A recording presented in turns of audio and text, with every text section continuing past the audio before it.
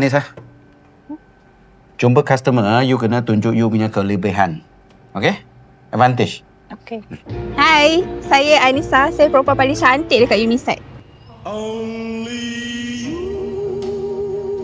Apabila cakap dengan customer, kita nak tunjuk professional. You kena campur sikit English. Speaking.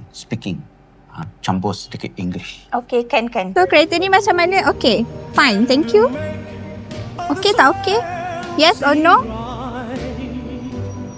Okay. Kena tunjuk you punya professional skill. Bagi customer tahu you professional dekat mana. Okay? Boleh. Saya punya professional skill, saya pandai buat velocity. Velocity? Jom. Masa latihan, bagi kita punya customer, iaitu calon, bagi dia selesa seperti dekat rumah. Okay? Okay. So, ini saya sediakan letak belakang awak. Wow. Ini untuk awak pegang. So, selesa kan? Selesa? Ini macam servis pun ada ke?